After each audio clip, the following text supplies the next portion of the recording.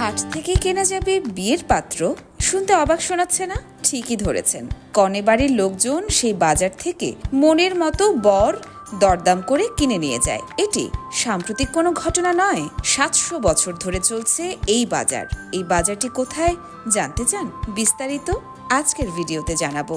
ভারতের এমন এক জায়গায় এমন এক বাজার আছে যে বাজারে কিনা পাত্র রীতিমতো বেচা কেনা হয়। এ বাজারটি ভারতের বিহারের মধুবনী জেলায় অবস্থিত। সমস্ত জেলা থেকে মৈথিলি ব্রাহ্মণ সম্প্রদায়ের পুরুষরা এসে ওই বাজারে সম্ভাব্য বর হিসেবে লাইন দিয়ে দাঁড়ায়। বরের মূল্য নির্ভর করে তার শিক্ষাগত যোগ্যতা এবং পারিবারিক পরিচয়ের উপর। নারীদের নিয়ে তাদের বাড়ির লোকজন আসে তাদের মধ্য থেকে পছন্দের বরকে বেছে নিতে। স্থানীয় বাসিন্দারা এই বিশেষ বাজারকে বরের বাজার বা সৌরদ সভাও বলে থাকেন। প্রতি বছর একটি নির্দিষ্ট সময়ে জেলার একটি বাগানে বসে এই 9 দিনের সৌরদ সভা।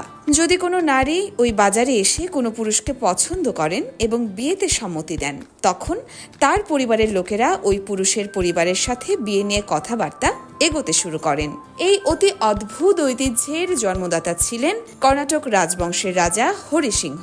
তার উদ্দেশ্য ছিল বিভিন্ন গোত্রের মধ্যে বিবাহ চালু করা এবং বিবাহ প্রথাকে যৌতুক মুক্ত করা। কি অসাধারণ উদ্যোগ, তাই না? সাধারণত লাল রঙের ধুতি পরে বাজারের বটগাছের নিচে বরেরা দাঁড়িয়ে থাকবেন, এটিই ছিল প্রথা। এই 700 বছরের পুরনো প্রথায় ম্যারেজ রেজিস্ট্রার বা স্থানীয় ভাষায় পঞ্জিকারদের গুরুত্বপূর্ণ ভূমিকা থাকে। সাধারণত সৌরদ সভায় কনের বাবা মা তাদের মেয়ের জন্য উপযুক্ত কোনো সঙ্গী খুঁজে পাওয়া মাত্রই বিয়ের আনুষ্ঠানিকতা সম্পন্ন করে থাকেন। পঞ্জিকাররাই সেই বিয়ে সরকারিভাবে নথিভুক্ত করেন। ইয়োরমা শায়ের জাহান, দেশকাল নিউজ।